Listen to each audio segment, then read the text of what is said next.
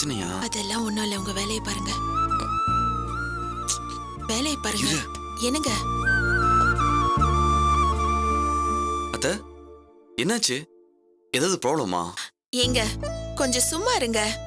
அம்மா ஏற்கனவே மனசு வருத்தத்துல இருக்காங்க. நீங்க பாட்டுக்கு ஏதாவது ஒண்ணு கேட்டா அவங்களுக்கு திரும்ப எல்லாம் ஞாபகப்படுத்தாதீங்க. என்னாச்சு நிம்மி? அதெல்லாம் உங்களுக்கு நான் அப்புறமா சொல்றேன். இப்ப போய் வேலையை பாருங்க. ஏய், அத்தை ஏதோ வருத்தத்துல இருக்காங்க, என்னன்னு கேட்டா பதில் சொல்ல மாட்டேங்கிற. என்ன பிரச்சனை? என்கிட்ட சொல்லக்கூடாதா? ஐயோ, அதெல்லாம் ஒண்ணும் இல்லைங்க. திவ்யா மறுபடியும் அவங்க மாமியார் வீட்டுக்கே போயிட்டா.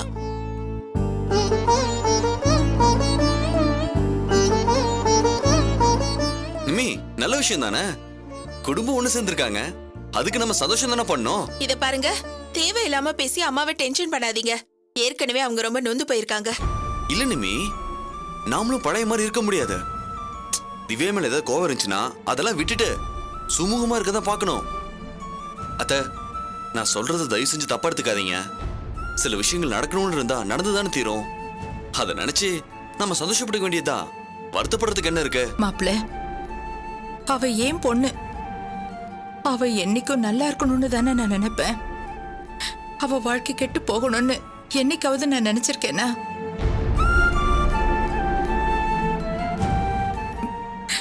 அவ நல்லா இருக்கணும், சந்தோஷமா இருக்கணுங்கிறதுக்காக தானே நான் இவ்வளத்தையும் பண்ணேன். ஏன் மாப்பிள்ள, நான் உங்ககிட்ட ஒன்னே ஒண்ணு கேக்குறேன், அதுக்கு மட்டும் பதில் சொல்லுங்க. நான் கெட்டவளா? இது வரைக்கும் ஒரு நாளைக்காவது என் பொண்ணுங்களுக்கு கெட்டதை நான் நினைச்சிருப்பேனா? திவ்யாதான் என்கிட்ட வந்து என்ன அப்படி படுத்துறாங்க, இப்படி பாடா படுத்துறாங்க, அவ்வளவு கஷ்டப்படுத்துறாங்கன்னு சொன்னா. அந்த குடும்பத்து மேல எவ்வளவு குறை சொன்னா. அப்ப நான் என்ன நினைப்பேன்? என் பொண்ணு அவங்க எல்லாரும் சேர்ந்து கொடுமைப்படுத்துறாங்க, அவளுக்கு ஒரு நல்ல வாழ்க்கை அமைச்சு கொடுக்கணும்னு தானே நான் நினைப்பேன். அன்னைக்கு கல்யாண மண்டபத்துல கல்யாணம் நின்னப்போ, ஐயோ சுந்தரி, உன் பையனை எப்படியாவது என் பொண்ணுக்கு கட்டி வைன்னு அழுதது நான் தானே. என் பொண்ணு நல்லா இருக்கணும்னு தானே நான் அதை செஞ்சேன். அதே சந்திரா தானே இன்னைக்கு இப்படி ஒரு காரியத்தை பண்ணணும்னு நினைச்சேன். ரெண்டுமே என் பொண்ணு நல்லா இருக்கணும்னு தானே நான் பண்ணேன்.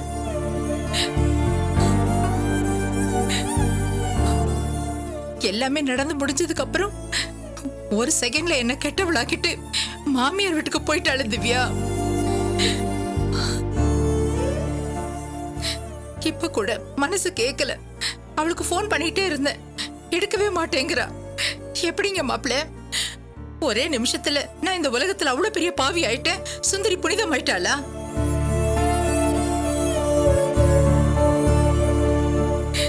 என் பொண்ணுக்கு என்னாச்சோ ஏதாச்சோங்கிற பதப்பதப்பு இன்னும் எனக்குள்ள இருக்கிறதுனாலதான் நான் போன் பண்றேன். எடுத்து ஒரு வார்த்தை, அம்மா நீ தப்பா பண்ணிட்டேன்னு அது சொல்லலாம்ல. என் மனசு எவ்வளவு பாடுபடுது.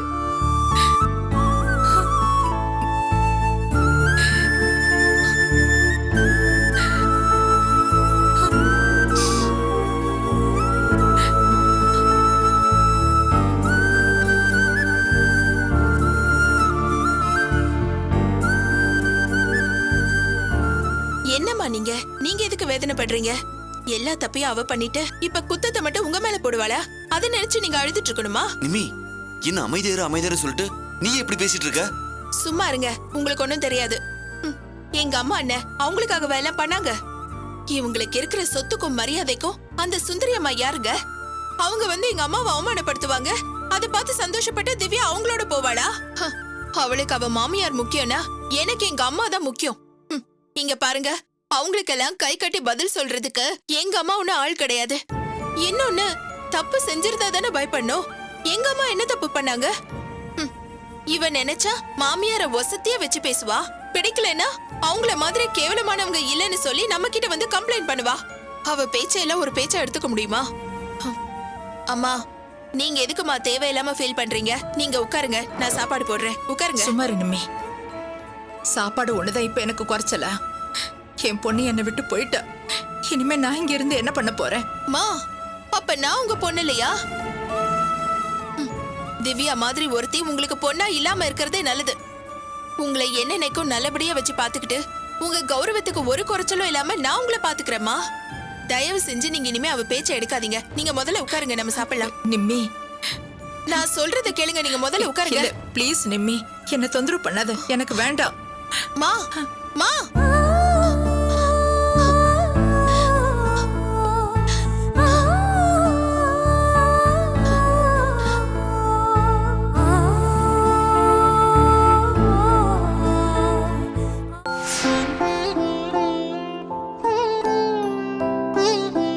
என்னங்க எடுத்துக்கங்க. சரிம்மா. நடராஜ் எடுத்துக்கோ. இல்ல நீங்க வேணாம் மதி.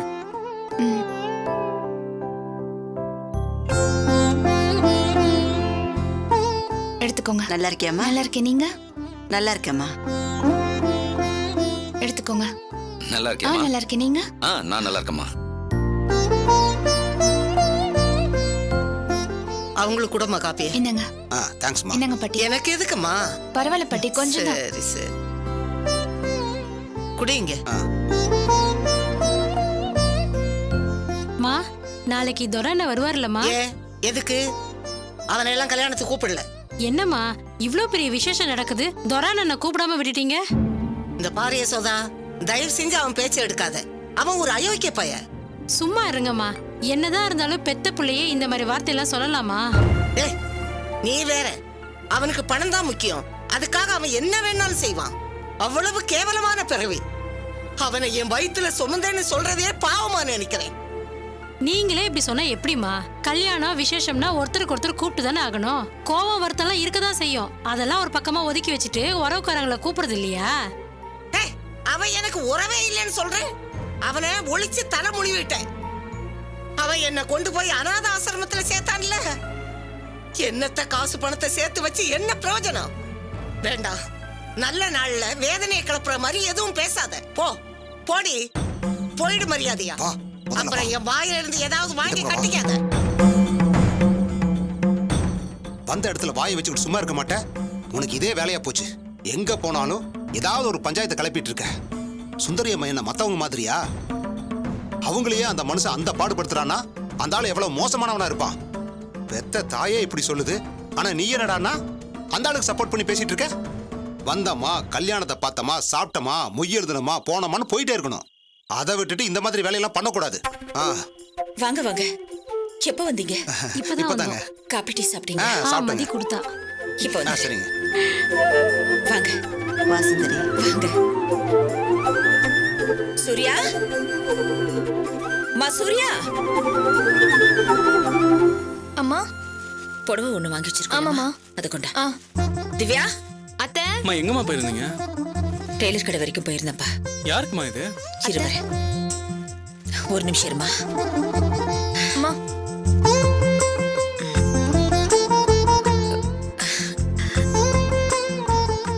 உனக்கு தாம்மா.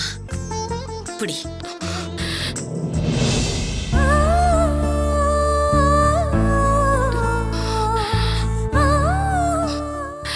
எனக்கு தெரியுமா, நீ எப்படியும் இந்த கல்யாணத்துக்கு வந்துருவேன்னு என் மனசுக்குள்ள சொல்லிக்கிட்டே இருந்துச்சு. அதான் உனக்கு புடவை எடுத்து வச்சிருந்தேன்.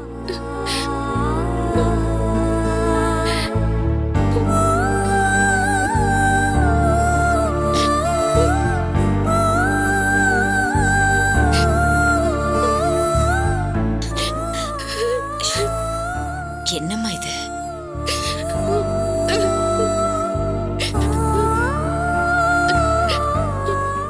அழாதம்மா. இல்லத்த, நீங்க எப்பவுமே என் மேல நம்பிக்கை வச்சிருக்கீங்க. ஆனா நான் தான் அப்பப்போ உங்களை நம்பாம உங்களை நிறைய சிரமப்படுத்திட்டேன். ஒரு சிரமமும் இல்லம்மா. இதோ என் மருமக எங்க எல்லாத்தையும் புரிஞ்சுக்கிட்டு என் மருமக என்கிட்டயே வந்துட்டாங்கிறது எவ்வளவு சந்தோஷமான விஷயம். இனிமே எங்களெல்லாம் விட்டுட்டு உன்னால எங்கேயும் போக முடியாதுமா. எவ்வளவுதான் சண்டை போட்டாலும் நட்ராஜுக்கு ஓ மேலேயும் இல்ல உனக்கு நட்ராஜ் மேலேயும் பாசம் மட்டும் குறையாதுமா.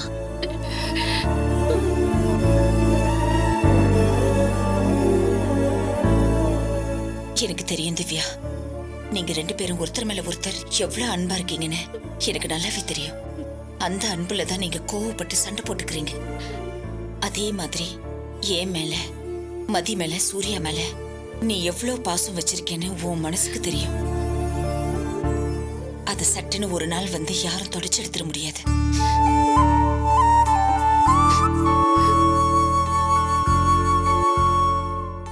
அப்பப்போ மனசுக்குள்ள வந்து கௌரி சொல்ற மாதிரி திவ்யா வரப்போறான்னு இருந்துச்சு. இந்த புடவை எடுக்கிறப்போ உன் கலருக்கு எப்படி இருக்கும்னு பார்த்து எடுத்தேன்.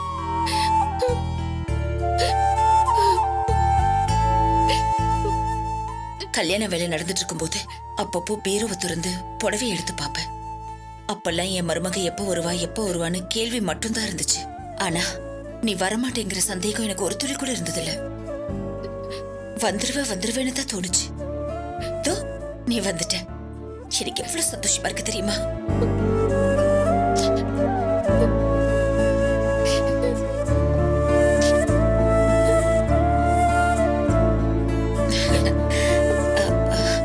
உனக்கு இந்த புடவை பிடிச்சிருக்கு தானே திவ்யா? அத்தை, என்னத்த இப்படி கேக்குறீங்க? இத்தனை வருஷத்துல எனக்குன்னு பிடிச்ச ஒரே ட்ரெஸ் இது மட்டும்தான். இதை நான் சாகுற வரைக்கும் பத்திரமா வச்சிருப்பேன் அத்தை. சீ, என்ன பேசுற நீ? நீ நல்லா இருப்பம்மா, ரொம்ப வருஷத்துக்கு நல்லா இருப்ப. நீ இந்த குடும்பத்தை தழைக்க வைக்க வந்திருக்கிற எங்க வீட்டு மகாலட்சுமிமா. உன் வாயில இருந்து இந்த மாதிரி வார்த்தையெல்லாம் வரக்கூடாது. நீ நல்லா இருப்பம்மா. சத்தியமா சொல்றேன் அத்தை. இனிமே என் வாழ்க்கையில இந்த மாதிரி எந்த தப்புமே பண்ணாம உங்க நம்பிக்கையை நான் காப்பாத்துவேன். இந்த குடும்பத்தையும் நல்லபடியா நான் பாத்துக்குவேன். எனக்கு இது போதுமா? இந்த ஒரு வார்த்தை போதும். வா.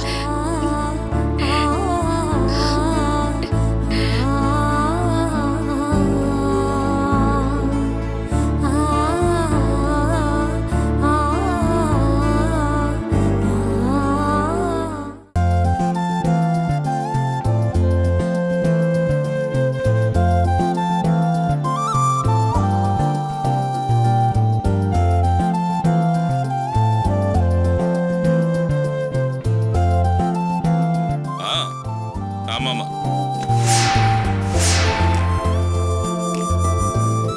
டேய், நல்ல சூட் ரூமா புக் பண்றா. டேய், பணத்தை பத்தி கவலைப்படாத. நல்லா இருக்கணும். பூ அப்புறம் அந்த மாலை எல்லாம் ரெடியா இருக்கணும். சரிடா சரி. ஹலோ. 30-40 பேருக்கு சாப்பாடு அரேஞ்ச் பண்ணா போதும்பா. தாலி கட்ட உடனே சென்னைக்கு திரும்பிடுவோம். நல்லா இருக்கணும். ஏங்க, நம்ம புள்ள கல்யாணத்தை எப்படி எல்லாம் நடத்தணும்னு பேசி வச்சிருந்தோம்.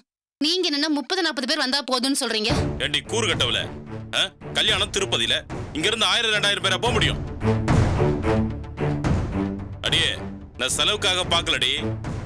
எல்லாரும் வரேன்னு சொன்னாங்கன்னா நான் அத்தனை பேரையும் கூட்டிட்டு போக மாட்டேன். ஏன், நேத்துக்கு போய் நம்ம சம்பந்தியை கூப்பிட்டோம்ல, அவர் மட்டும் ஒரே வார்த்தை வரேன்னு சொல்லிருக்கட்டுமே. 1000 பேர் என்ன, 1,00,000 பேரை கூட்டிட்டு போய் ஜமாயிச்சிருப்பண்டி. என்ன பண்றது? முக்கியமா வர வேண்டிய சம்பந்தியே வரல. இப்படி இருக்கும்போது மத்தவங்களெல்லாம் கூட்டிட்டு போனா நல்லாவா இருக்கும்? அதனாலதான் 30-40 பேர் நம்ம வியாபாரத்துல முக்கியமானவங்களை மட்டும் கூப்பிட்டுருக்கேன். இன்னொரு முக்கியமான விஷயம், அங்க போய் அவங்க கிட்ட சம்பந்தி வரல அது இதுன்னு பேசுற வேலை வச்சு கூடாது. புரியுதா? சரி விடு. இன்னைக்கு இல்லாட்டாலும் சம்பந்தி ஒரு நாள் நம்மளை புரிஞ்சுக்கிட்டு வரதானே போறாரு.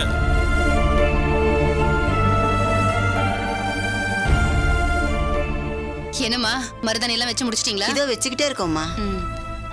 நல்ல அழகா வச்சு விடுங்க. மருமக நகைய போட்டுக்க மாட்டேங்குது, இத உள்ள வச்சிரு. இந்த போட்டுக்க மாட்டேங்கிறாளா? என்னம்மா கவிதா, கல்யாண பொண்ணு நகையெல்லாம் போட்டுட்டு கலகலப்பா இருக்க வேண்டாமா? ஏன் வசந்தா, வந்ததுல இருந்து பாத்துக்கிட்டே இருக்க, எங்க கூட ஒரு வார்த்தை கூட பேச மாட்டேங்கிறா. எங்களோட பேச பிடிக்கலையோ? அப்படிலாம் இல்ல மதனி. ஏன் மருமக மத்த பொண்ணுங்க மாதிரி எல்லாம் கிடையாது. அவ மனசுல எதுவுமே வச்சுக்க மாட்டா. படப்படன்னு எல்லாத்தையும் வெளிப்படையா பேசிடுவா. இல்லம்மா கவிதா? என்னம்மா ஆச்சு உனக்கு? ஏன் ஒரு மாதிரியா இருக்க? உடம்பு எதுவும் சரியில்லையா என்ன? அப்படி எதுவும் தெரியலையே. உன்னை சஞ்சய் ஏதாவது சொன்னானே என்ன? அவனுக்கு எப்ப பாரு இதே வேலைங்க, சும்மாவே இருக்க மாட்டான். டேய் டேய் சஞ்சய், டேய் சஞ்சய், எப்ப பாரு போனும் கைமா திரிஞ்சிட்டே இரு. இங்க வாடா இங்க. ஏண்டா கவிதா ஏதாவது சொன்னியா என்ன? பாரு அவ முகம் எப்படி வாடி போயிருக்கு பாரு. இல்லையேம்மா, நான் உன்னை ஏதாவது சொன்னேன்? டேய், என்னடா சொன்ன? சஞ்சய் ஏதோ சொல்லல மாமா. அப்போ நான் ஏதாவது வாய் தவறி சொல்லிட்டானாமா?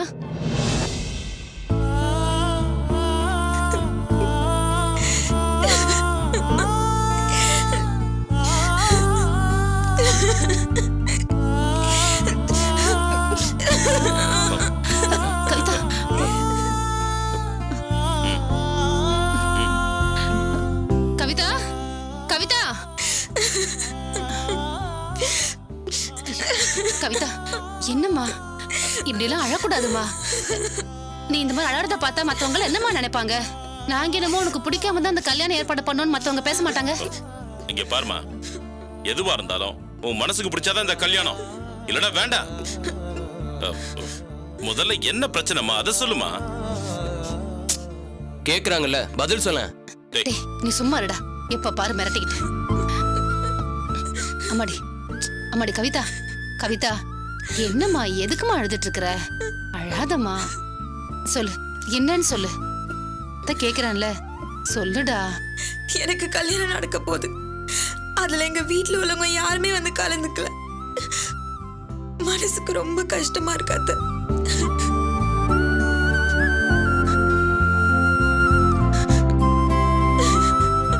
நீ வருத்தப்படுறது நியாயம்தாம்மா.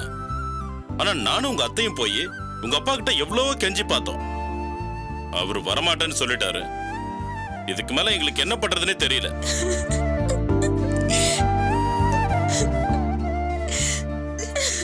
சரிம்மா, நம்ம கல்யாணத்தை வேணா தள்ளி வச்சிடலாமா?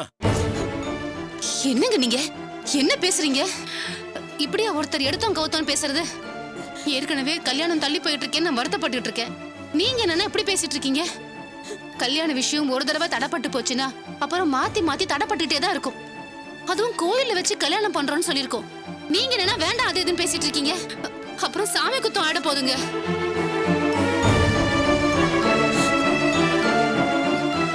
இவ பாருமா, சத்தியமா சொல்றேன், உங்க அப்பாவை போய் நாங்க கூப்பிட்டோம். உனக்காக வேணும்னா ராத்திரி கூட பார்க்காம மறுபடியும் நாங்க போய் அவரை கூப்பிடுறோம். நீங்க என்னங்க சொல்றீங்க? எனக்கு என்ன வசந்தா, எனக்கு என் மருமகன் நல்லா இருக்கணும். அதுக்காக நான் எந்த அளவுக்கு இறங்கி போக தயாரா இருக்கேன். அவர் காலில் வேணா கூட விடுறேன். ஐயோ என்ன மாமா நீங்க ஏன் இப்படிலாம் பேசுறீங்க? இல்லம்மா, இனிமே எங்களுக்கு என்னம்மா இருக்கு? நீயும் சஞ்சயும் நல்லா இருக்கணும், சந்தோஷமா இருக்கணும். அதுக்காக தானே நாங்க இவ்வளவு கஷ்டப்படுறோம், போராடுறோம்.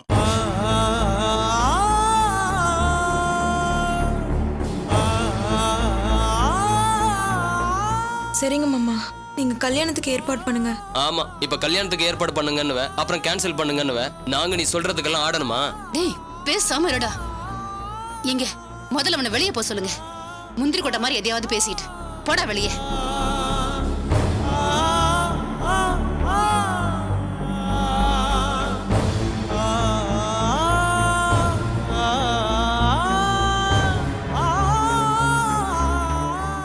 இல்லம்மா, நீ ஏதோ மனசுல குழப்பத்தோட இருக்க. நம்ம எதோ இருந்தாலும் காலையில பேசிக்கலாமே. இல்ல மாமா, கல்யாணத்துக்கு அக்கா வரல, தங்கச்சி வரலன்ற கன்ஃபியூஷன்ல தான் நான் இப்படி எல்லாம் பேசிட்டேன். நீ ஏன் தேவையில்லாம கவலைப்பட்டுட்டு இருக்க? உனக்கு என்ன, தேன்மொழி வரணும் அவ்வளவுதானே? நான் வேணா அவ பாய் ஃப்ரெண்ட் திருப்பதி கூட்டிட்டு வர சொல்லட்டா? இப்பவே ஃபோன் பண்ணட்டா? ஐயோ வேண்டாங்க, அப்புறம் அது தேவையில்லாத பிரச்சனைல கொண்டு போய் விட்டுரும். வேண்டாம் விடுங்க. நீங்க போய் ஆக வேண்டிய வேலையை பாருங்க. நம்ம காலையில புறப்பட்டு கல்யாணத்துக்கு போயிடலாம்.